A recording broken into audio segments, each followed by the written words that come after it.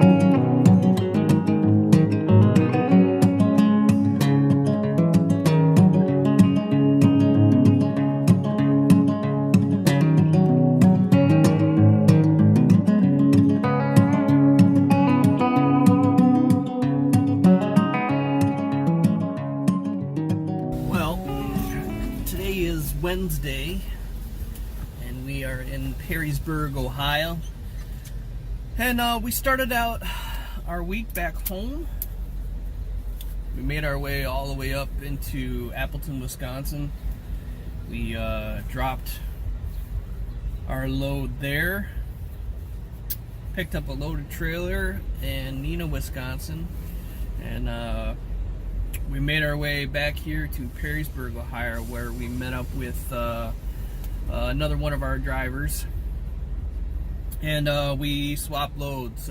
He took my load that was going to Pennsylvania, and I'm taking his load that's going up to Green Bay, Wisconsin. So we're going to head up to Green Bay today, and I think we got delivery tomorrow there around noon. And then after that, we head down to Neenah again to pick up another load, and we're probably going to take that home with us for the weekend. It's supposed to be delivered out in Greenwich, New York, I believe for next Tuesday. So yeah, that's probably what will happen, but you never know. Things change all the time. So hopefully we'll get home for Memorial Day weekend. We kind of have a tradition, my son and I, of every Memorial Day weekend we hop on the motorcycle and we go down to Old Fort Niagara, and they have a cemetery there dedicated to soldiers. And a lot of the soldiers that are buried in that cemetery fought in the Revolutionary War. They fought in the French and Indian Wars. So it's a pretty old cemetery. But my local VFW, every year they do a memorial ceremony there, and we always attend it to pay respects to all our fallen veterans. So we're gonna try and hit that, and hopefully we'll get some good shots of that. Maybe we'll even have the chance to get an interview with somebody to talk about the memorial, the cemetery, and the Memorial Day event.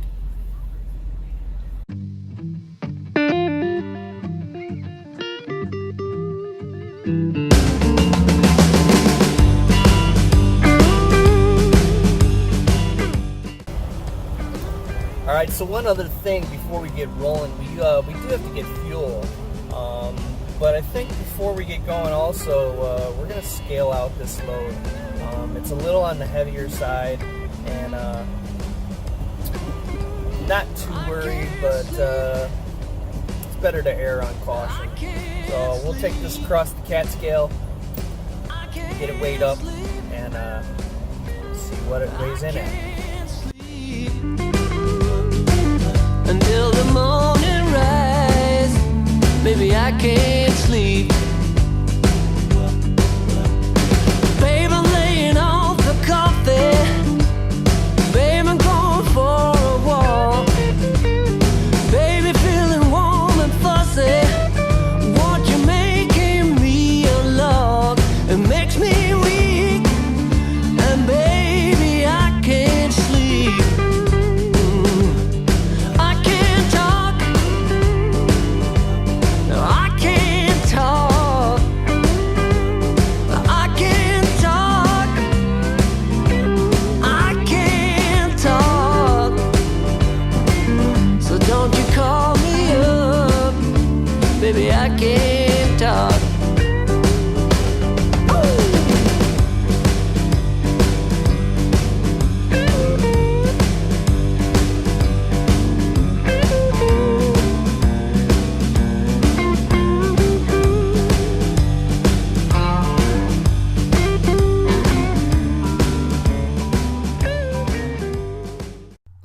After making our way down the highway about 250 miles, we pulled into the Wilbur Shaw rest area, located at mile marker 55 on the westbound side of Interstate 8090, a stretch of highway also known as the Indiana Tollway.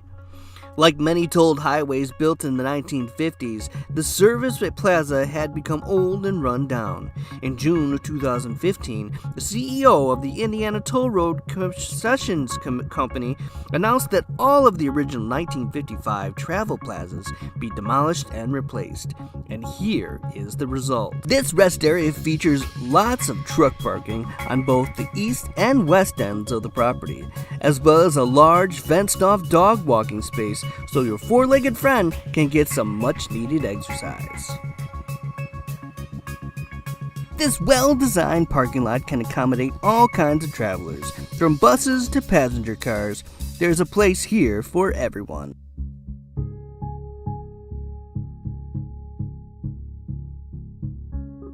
As we head inside, we pass by the Sunoco fuel station on our way into the A Plus Mini Mart. A Plus keeps you moving. A Plus is your one-stop shop for everything you need to stay on the go. For the fresh hot coffee or ice-cold drinks, groceries, snacks, even fresh hot foods and delicious craft beers. They always have items on special, and you can even earn fuel discount points when you stop at A Plus.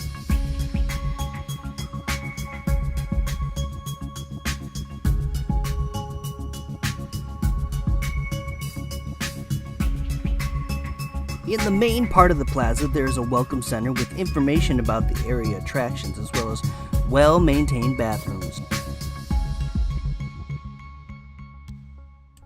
The food court features Annie Ann's Fresh Baked Pretzels, a large, clean dining area where you can enjoy a meal from Burger King or Sbarro's New York-style pizza. Sbarro is always popular for its hand-stretched dough topped with San Marzano-style sauce, freshly shredded 100% whole milk mozzarella, and your favorite toppings. And if that's not enough, they have the Roman pizza, stromboli, pastas and salads, also breadsticks. You can't go wrong. And if that's not to your liking, you can indulge yourself in a pastry and a coffee at Starbucks, or simply hit up the grab-and-go market before you hit the road again. So as we head back outside, we ask the question, who was Wilbur Shaw, and why is this place dedicated to him? Let's take a look. Warren Wilbur Shaw was an American race car driver born in Shelbyville, Indiana in October 31st, 1902. Wilbur Shaw won the Indianapolis 500 race 3 times, in 1937, 1939, and 1940. Shaw was the second person to win the 500 3 times and the first person to win it twice in a row. 4 years had passed. Wilbur Shaw was gunning for his 4th Speedway triumph. Misfortune dogged him from the start. A fire broke out in the garages, but the cars were rescued. As the race began, it seemed that Wilbur Shaw would beat the jinx that had blocked even the greatest of the great from capturing 3 consecutive Indianapolis victories. Shaw took the lead. 150,000 spectators watched tensely as he held it hour after hour. Victory was in sight when fate turned thumbs down. A wheel broke.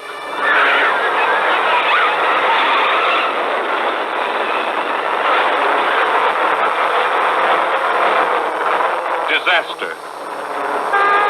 Wilbur Shaw had dared the fickle gods of the Speedway once too often.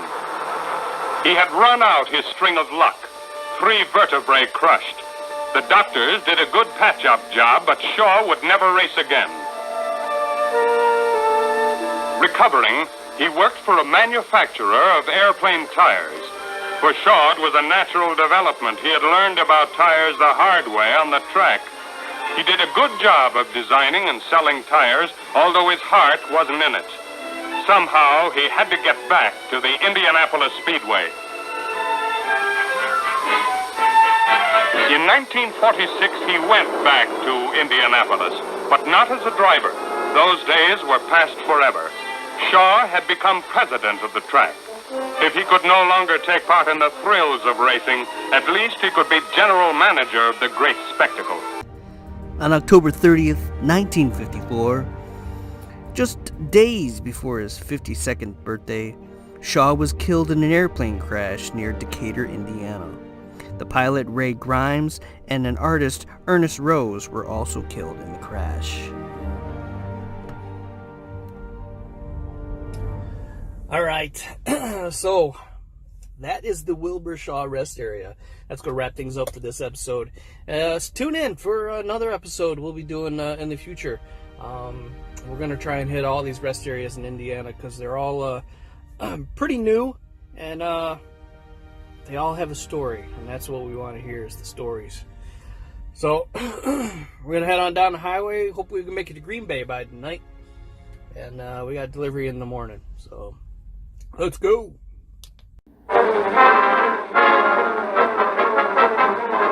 Once more, the checkered flag starts the annual Memorial Day test of men and machinery. This is the 29th running of the Indianapolis Speedway race of devil drivers. 500 rubber and steel scorching miles over a glazed brick track, with death lurking at every turn.